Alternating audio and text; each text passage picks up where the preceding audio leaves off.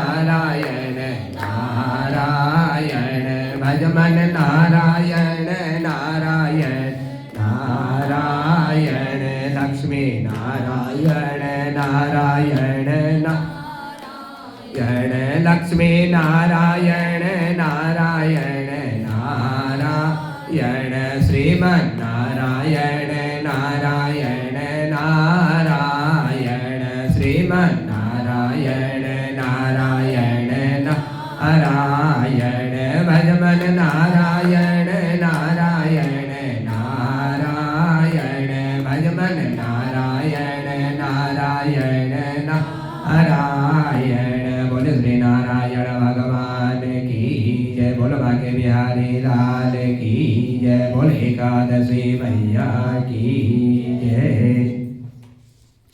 युधिष्ठिर ने भगवान से कहा कि हे प्रभु हे भगवान, ये परम पवित्र माघ मास की कृष्ण पक्ष की जो एकादशी का आपने सुंदर वर्णन किया, जिसमें तिल का जो महत्व आपने बतलाया, जिसको श्रवण करते हुए मैं बड़ा धन्य हो गया।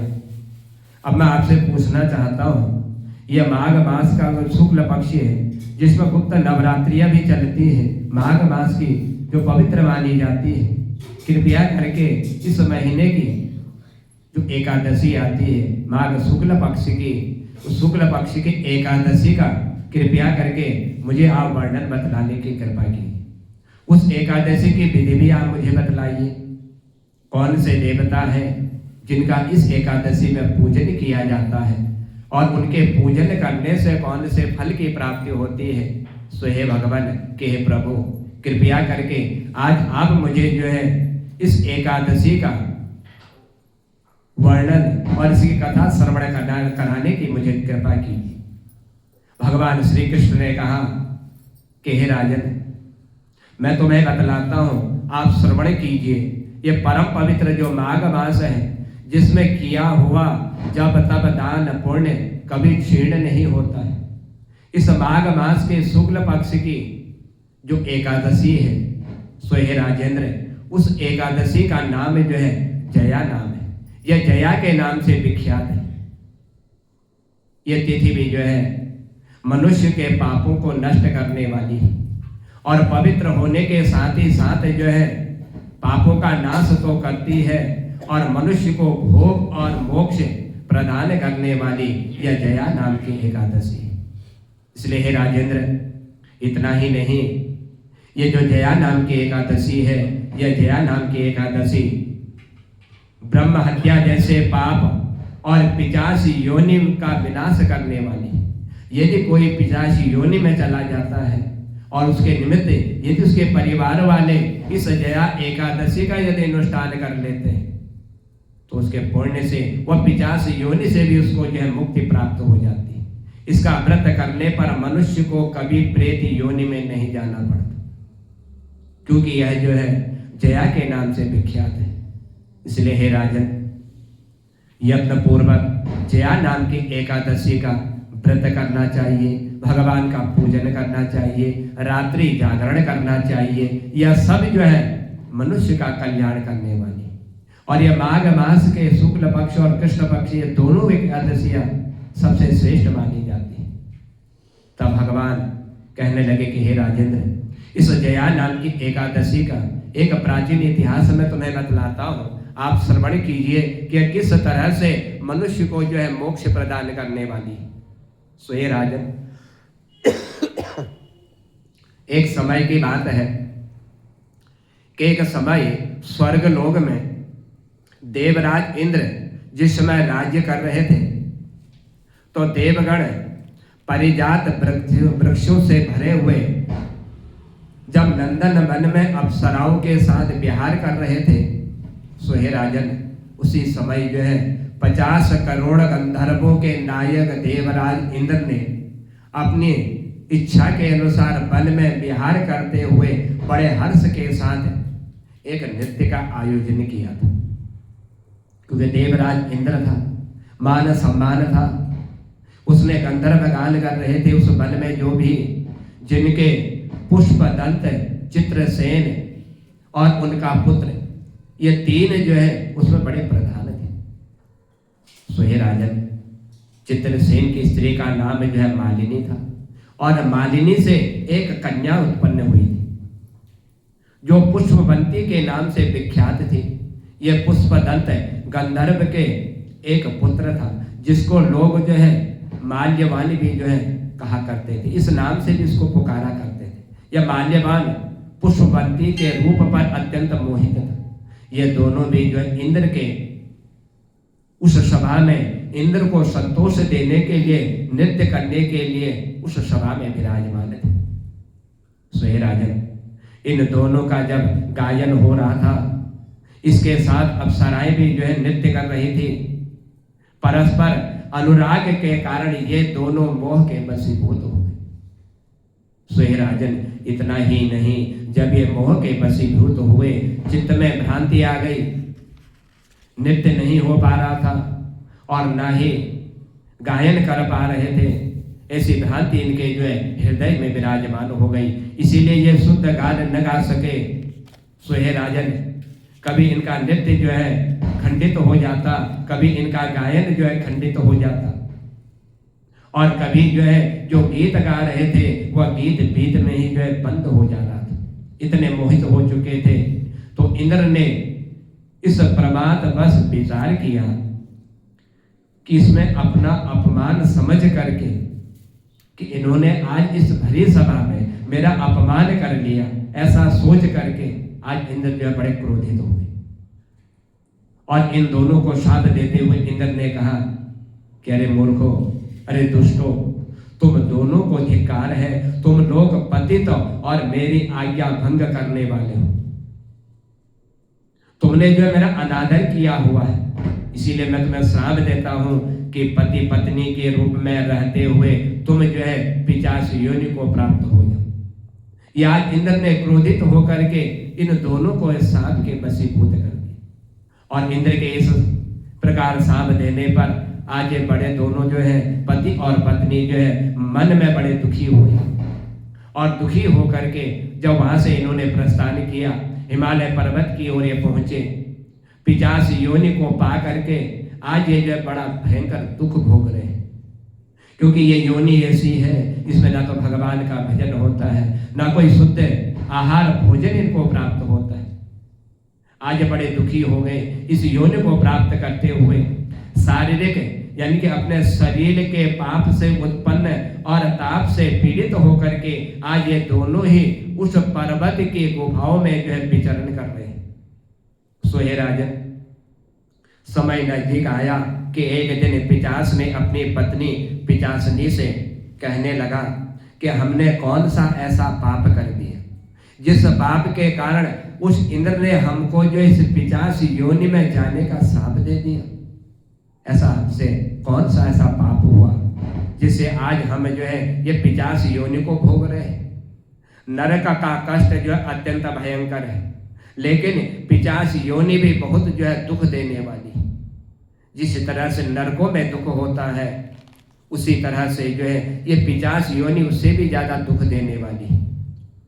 अतः पूर्ण प्रयत्न करके पाप से बचना चाहिए।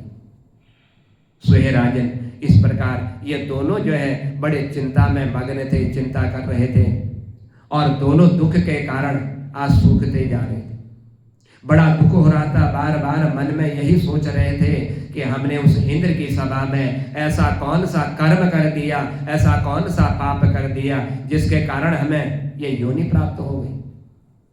देव योग से उन्हें जो है माघ मास की एकादशी तिथि जो है प्राप्त हो गई, जो जया नाम से विख्यात थे। लेकिन ये पिशाच योनि में थे, मालूम नहीं था माघ का पवित्र महीना चल रहा है और उसमें शुक्ल पक्ष की जो गुप्त नवरात्रियां आती उसकी एकादशी चल रही है। इनको कुछ भी मालूम नहीं था। उस दिन इन दोनों ने सब प्रकार से आहार त्याग दिया, भोजन नहीं किया, इतने दुखी हो गए, मन में विचार कर लिया चाहे प्राण चले जाए, कुछ भी हो जाए, लेकिन आज के दिन हम जो है भोजन नहीं करेंगे। इतना दुख प्राप्त हो गया, उस दुख के कारण ये भोजन नहीं कर पाए। इतना ही नहीं सोहे राजन, भोजन तो इन्होंने त्याग दिया, लेकिन जल तक का इन्होंने पान नहीं किया, और मन में ये प्रण किया था कि आज सुबह से लेकर के शाम तक भले ही हम भूखे रह जाएं, लेकिन किसी जीव की हिंसा नहीं करेंगे, किसी जीव को नहीं मारेंगे। यहाँ तक कि फल का भी सेवन खाना इन्होंने बंद कर दिया। सो हे राजन, निरंतर दुख से युक्त होकर के ये उसी वन में, जिस गुफा के समीप ये पहुंचे थे, उस वन में एक पीपल का वृक्ष था। उस पीपल के वृक्ष के समीप जा करके ये दोनों वहां पर बैठ गए। और जब पीपल के वृक्ष के समीप बैठे, सो हे राजन, सुबह से सायंकाल का समय हो गया, भूखे प्यासे बड़े दुख को सहन कर रहे थे और सूर्यास्त हो गया था। सो हे राजन, वही सूर्यास्त जो है, इनको प्राण देने वाली भयंकर रात्रि जो उपस्थित हो गई थी। उन्हें नींद नहीं आ रही थी, एक तो भूख लगी हुई थी, भोजन नहीं किया था, इससे बड़े दुखी हो रहे थे और उधर चिंता कर रहे थे कि कौन से पाप कर्म के कारण हमें ये योनि प्राप्त हुई। ये दुख के कारण आज ये नींद भी इनको नहीं आ रही थी। सो हे राजन, ये बड़े दुख के कारण आज जो अपना जीवन व्यतीत कर रहे थे, मालूम पड़ रहा था कि कहीं से अब हमें कोई सुख जो है प्राप्त हो सके, लेकिन कहीं से कोई सुख प्राप्त नहीं हो रहा था। दिन का समय चला गया, सूर्यास्त हो गया, रात्रि का समय भी व्यतीत हो गया, सूर्योदय का समय प्राप्त हो गया, प्रातः काल हो गया, सूर्योदय हुआ। सो हे राजन, दूसरे दिन एकादशी के दूसरे दिन द्वादशी तिथि जो इनको प्राप्त हो गई। उन पिचासों के द्वारा अनायास ही जो है इस जया नाम के एकादशी का जो है उत्तम व्रत का पालन हो गया। मालूम नहीं था कि माघ मास के शुक्ल पक्ष की जया एकादशी चल रही है। अनायास ही दुख के कारण दुखी होकर के सब कुछ त्याग दिया और इस जया नाम की एकादशी का उपवास हो गया। इन्होंने रात में जागरण भी किया। उस व्रत के प्रभाव से और भगवान विष्णु की शक्ति से जो है इन दोनों की जो 85 योनि में ये भ्रमण कर रहे थे, 85 योनि में चले गए थे, इंद्र के श्राप के कारण आज उस 85 योनि से इनको मुक्ति प्राप्त हो गई। वो इनकी 85 योनि जो है दूर हो गई। सो हे राजन, फिर वह पुष्पवंती और माल्यवान अपने पूर्व रूप में जब पहुंच चुके थे, जब इंद्र की सभा में नृत्य करते हुए जैसा रूप इनको प्राप्त था, वही रूप इनको फिर से जो है प्राप्त हो गई। उनके हृदय में वही पुराना स्नेह जो उमड़ रहा था, जिस स्नेह के कारण इंद्र ने इनको श्राप दिया था, और आज पुनः जो है फिर उसी स्नेह में इनका मन जो है उमड़ रहा था। और उनके शरीर पर पहले ही जैसे अलंकार जो है शोभा पा रहे थे। ये दोनों मनोहर रूप धारण करके विमान पर बैठे और विमान पर बैठ करके उस जया नाम के एकादशी के व्रत और रात्रि जागरण के प्रभाव से ये सीधे जो है स्वर्ग लोक की ओर इन्होंने प्रस्थान किया। और जब स्वर्ग लोक में पहुंचे, उसी स्वर्ग लोक में पहुंच करके वहां देवराज इंद्र के सामने जा करके दोनों ने बड़ी प्रसन्नता के साथ आज देवराज इंद्र को प्रणाम किया। जिस देवराज इंद्र ने इनको श्राप दिया था, आज उसी देवराज इंद्र को ये प्रणाम कर रहे हैं। उन्हें इस रूप में उपस्थित देख करके इंद्र बड़ा आश्चर्यचकित हो गया। सोचा इंद्र ने कि मैंने इनको श्राप दिया था और यह श्राप से इनको कैसे मुक्ति प्राप्त हो गई। बड़े आश्चर्यचकित हुए। पूछा इंद्र ने इन दोनों से कि बतलाओ किस पुण्य के प्रभाव से तुम दोनों का यह 50 योनि में जो तुम गए थे, यह 50 योनि तुम्हारी दूर हुई। तुमने ऐसा कौन सा कर्म किया? क्योंकि 50 योनि में कोई कर्म नहीं किया जाता, कोई व्रत नहीं होता, कोई तप नहीं होता, कोई दान पुण्य नहीं होता। तुमने ऐसा कौन सा कर्म किया? तुम मेरे साप से प्राप्त हो चुके थे और फिर तुमने किस देवता ने तुम्हें जो है मेरे उस साप से छुटकारा तुम्हें दिलाया, तुम्हें मुक्ति प्राप्त हो गई, वह कौन सा देवता है? माल्यवान कहने लगा, हे स्वामी, भगवान वासुदेव की कृपा और जया नाम के एकादशी के व्रत से हमारे ये 50 योनि दूर हुई। हमने जया नाम की एकादशी अनायास व्रत कर लिया, मालूम नहीं था, सब कुछ त्याग दिया हमने, और भगवान की ऐसी कृपा हुई कि हमारे प्राण बच गए और हमारा पहले जैसा रूप हो गया। विमान पर बैठ करके हम स्वर्ग सिधार गए, यह भगवान की ही कृपा है। तब इंद्र ने कहा, तो अब तुम दोनों मेरे कहने से सुधा पान करो, यानी कि अमृत का तुम पान करो। जो लोग एकादशी के व्रत में तत्पर और भगवान श्री कृष्ण के शरण चले जाते हैं, उनके शरण में हो जाते हैं, वे हमारे पूजनीय हो जाते हैं। इसलिए तो भगवान की शरण में चले गए। मेरे श्राप देने के बाद भी अनायास तुमने आज भगवान की जया एकादशी का उपवास किया, इसलिए तो भगवान के शरण में पहुंचे, तो तुम हमारे भी जो है पूजनीय हो गए। भगवान श्री कृष्ण ने कहा कि हे राजन, इस कारण एकादशी का जो इन्होंने व्रत किया, इसी तरह से जो भी मनुष्य इस एकादशी जया नाम की एकादशी का व्रत कर देता है, सो हे राजन, यह जया नाम की एकादशी ब्रह्म हत्या जैसे पाप को दूर करने वाली है, मोक्ष को प्रदान करने वाली है। जिसने जया का व्रत कर लिया, उसके सब प्रकार के दान जो है संपूर्ण हो जाते हैं। एक जया नाम की एकादशी करने से ही सब दान प्राप्त हो जाते हैं, और संपूर्ण यज्ञों का जो अनुष्ठान का जो फल होता है, वह फल जया नाम की एकादशी से मनुष्य को प्राप्त हो जाता है। सो हे राजन, इस महात्म्य को, इस कथा को जो श्रवण कर लेता है, जो सुन लेता है, या दूसरों को पढ़ाता है, दूसरों को सुनाता है और भगवान के नाम का स्मरण करता है, सो हे राजन, उस व्यक्ति को जो है अग्नि में भगवान के निमित्त दिए हुई जो आहुतियां होती हैं, उनका फल जो है उस मनुष्य को प्राप्त हो जाता है। आज युधिष्ठिर भगवान से कहने लगे कि हे भगवान, कि आपने बहुत ही सुंदर यह जया नाम की एकादशी का मनुष्य का कल्याण करने के लिए उत्तम व्रत बतलाया हुआ है, जिस व्रत के श्रवण मात्र से ही मनुष्य पाप रहित हो जाता है, 50 योनि से उसको मुक्ति प्राप्त हो जाती है। और इतना ही नहीं कि 50 योनि में उसको जाना भी नहीं पड़ता, ये आपके मुखारविंद से इस एकादशी जया नाम की एकादशी की कथा श्रवण करते हुए आज मैं बड़ा धन्य हो चुका हूँ। तब युधिष्ठिर ने भगवान श्री कृष्ण को दंडवत प्रणाम किया और भगवान ने युधिष्ठिर को आशीर्वाद दिया, और सब जो है भगवान अपने स्थान की ओर इन्होंने प्रस्थान किया। बोलो बांके बिहारी लाल की, बोलो राधा रानी सरकार